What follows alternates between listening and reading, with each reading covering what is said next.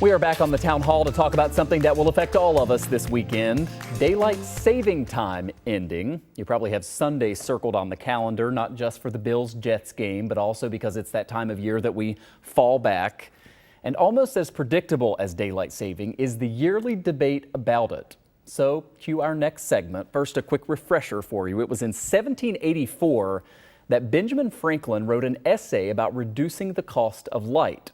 Then in 1966, President Lyndon Johnson actually created daylight saving time to reduce power consumption and try to boost commerce. Well, for now, daylight saving time begins at 2 a.m. the second Sunday in March, and then it ends the first Sunday in November. That's changed a few times over the years. Recently, scientists, policy experts, and lawmakers have debated abandoning the twice-a-year switch and adopting either year-round standard time or making daylight saving time permanent. Now, that last thing there, making daylight saving time permanent, is what a bill in the U.S. Senate would do. It got approved in March. The Sunshine Protection Act passed unanimously. Is there objection?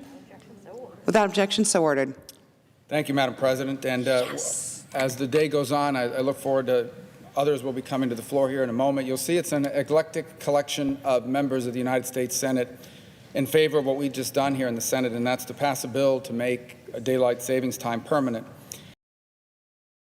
She didn't hide her excitement from that, did she? So ever since March, that bill has been in the U.S. House. Hasn't gotten a vote there, though, again, despite the fact that the Senate passed it unanimously. If it were to pass in the House, it would go to President Joe Biden for either his signature or his veto. And here is something else to consider. Another benefit to keeping daylight saving time permanent all year: fewer car collisions with deer. There's a new study out this week that shows that making that change could save 36,000 deer. Also, 33 human deaths could be prevented, and more than $1 billion in car repairs could be avoided. The main reason for that is that it would stay lighter longer at night. When we fall back this Sunday, we suddenly switch the afternoon rush hour to after sunset in many cases.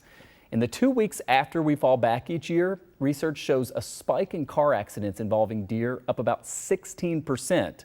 And before you say, yeah, but it would be darker in the morning, what's the difference? Well, we spoke with one of the authors of this report, Laura Pugh. She's an associate professor of wildlife science at the University of Washington, and her team looked into that. There's a lot more traffic volume at night. So in the morning, people are mainly commuting to work, but at night, people are coming home from work and they're also running errands and going out. And so we found that what's happening in the evening is a lot more important in terms of collisions than what's happening in the morning. The fall switch is so important in terms of collisions is because it happens right at the peak of the white-tailed deer rutting season. So from the perspective of collisions, it couldn't be worse because there's a major spike in collisions at that time of year because the deer are a little distracted, they're hopped up on hormones, they're moving a lot more than they do at other times of year. So the general collision risk is much higher at that time. Her study is pretty thorough. It collected data from 23 states, including New York, over the last 27 years. And generally, the states that are farther north, like us, would see the most benefit because of the timing of the sunsets.